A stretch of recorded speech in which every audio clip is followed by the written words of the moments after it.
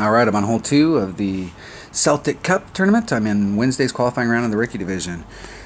We cannot go to Golf Clash Notebook because Golf Clash Notebook doesn't have these up yet.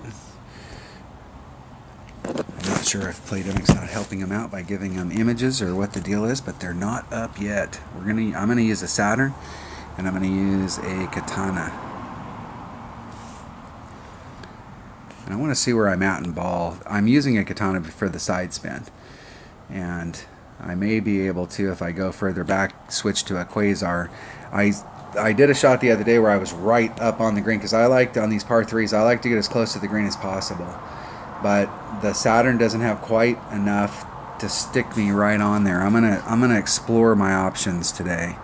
I think I had a bunch of, I put some side spin on there and I couldn't get all the backspin on, so it put me back a little bit.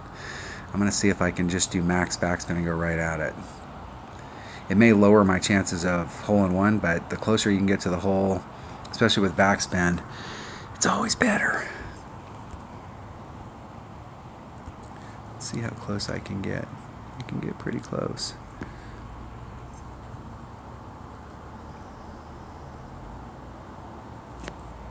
Okay, I'm going to do, it's 3-7.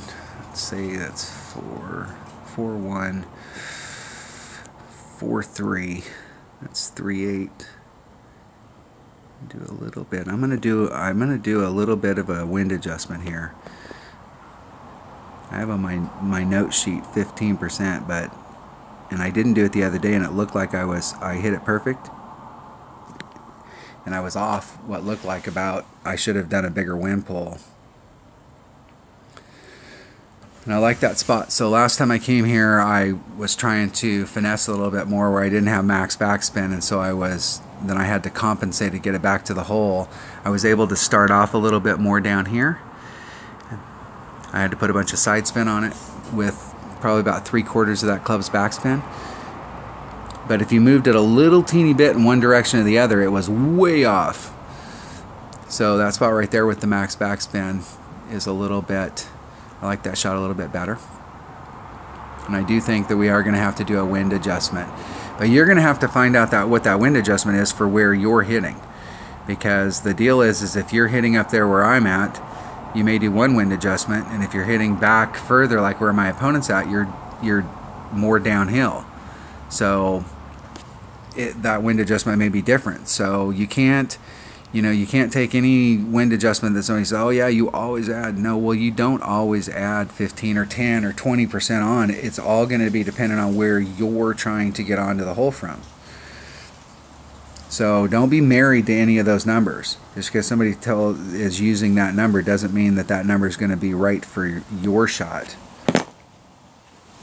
If you're doing the same exact shot in the same exact spot with the same exact club, and they're getting good results, then you should get good results. But if you're using a different club from a different spot, you're going to have to work that club out for yourself. And the way you do that is you try and hit perfect on those shots so that you can go back. If you don't hit perfect and you hit great, always be cognizant of distance. That's what you can learn on great shots. So you may not be able to dial that shot in, but you can at least help yourself out with distance. But if you're hitting perfect, go back and look at the shot. And if the shot, the wind's blowing to the right, and you just did a normal draw and you ended up to the right on a perfect shot, then you may need to draw out more wind. So you may need to add some more wind.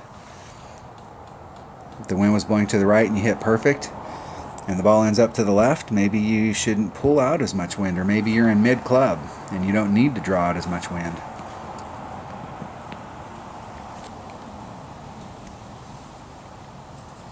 Alright, that was hole number 2 of the Celtic Cup tournament and Wednesday's qualifying round of the Rookie Division. Thanks for watching.